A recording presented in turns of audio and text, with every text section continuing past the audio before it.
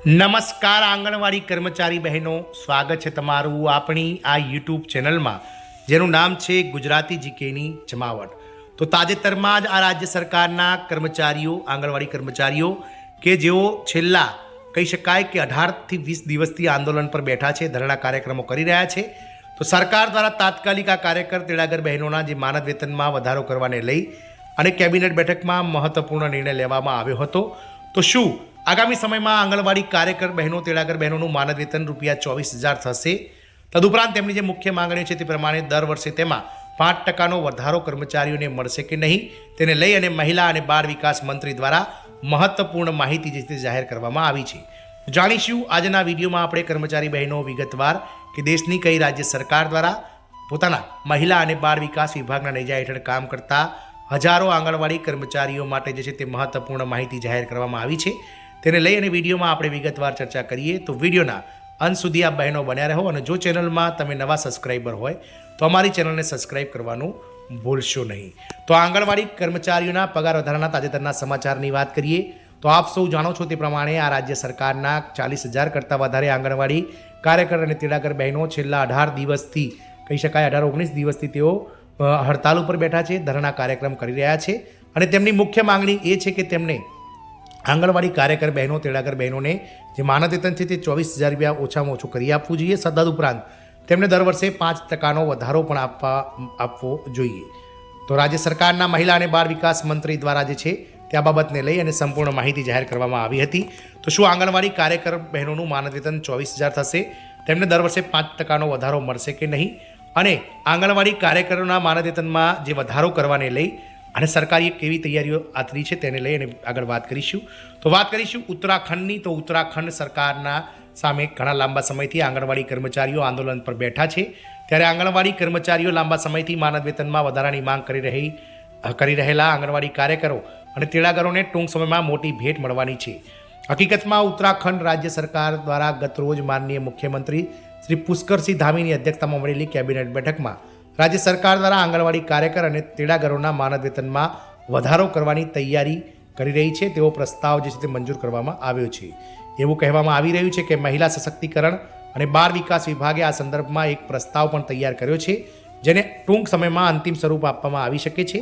સરકારના આ નિર્ણયથી ઉત્તરાખંડ રાજ્યના 40,000થી વધુ આંગણવાડી કાર્યકર અને તેડાગર બહેનોને આ વધેલા માનદ વેતનનો લાભ મળશે. તો માનદ વેતન ₹1,600 એટલે કે ₹1,600 સુધી વધી શકે છે. તો આંગણવાડી કાર્યકર પગાર જે વધારાની લેટેસ્ટ ન્યૂઝ માહિતી જે પ્રમાણે મળી છે તે પ્રમાણે ઉત્તરાખંડના મહિલા સશક્તિકરણ અને બાળ વિકાસ વિભાગ દ્વારા માનદ વેતનમાં ₹1,600 સુધીનો વધારો કરવાની તૈયારીઓ હાલમાં કરી રહી છે ઉત્તરાખંડ સરકાર.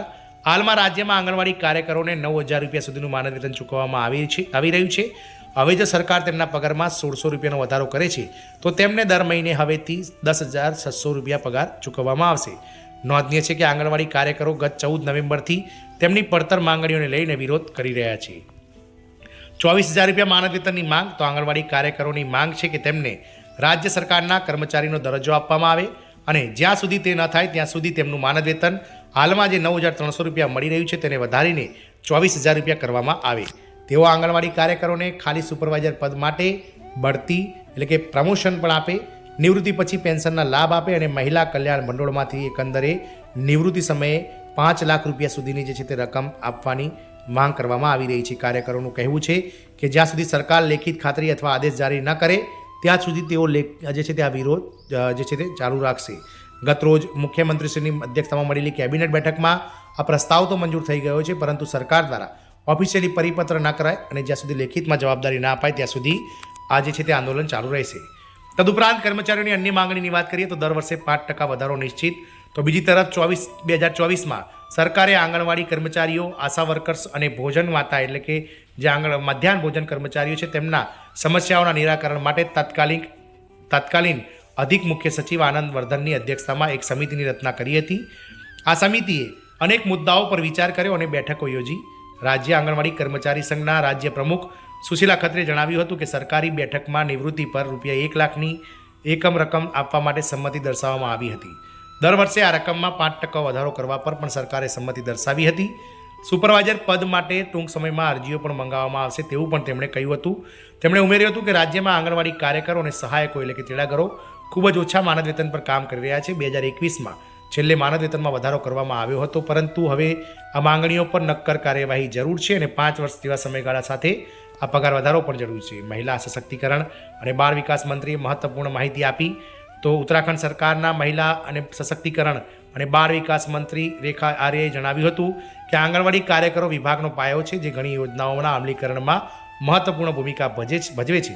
તેમણે કહ્યું છે કે સરકાર માનદ વેતન વધારાની માંગ અંગે સકારાત્મક છે અને ટૂંક જ સમયમાં આ કર્મચારીઓની માંગણી સ્વીકારવામાં આવે છે. તો આંગણવાડી કર્મચારીઓ 24,000 રૂપિયા માનદ વેતન કાર્યકરોને લઈ અને અડગ છે, સાથે દર વર્ષે 5% વધારાને લઈ અને અડગ છે. શું સરકાર આગામી સમયમાં આ બાબતોને લઈ અને આ આંદોલન સમેટશે કે પછી ઉત્તરાખંડમાં જે છેલ્લા 20 દિવસથી ચાલી રહેલું જે આંદોલન છે તે વધુ આગ પકડશે અને વધુ તીવ્ર બનશે? એ તો સમય જ બતાવશે. જય હિન્દ, અસ્તુ.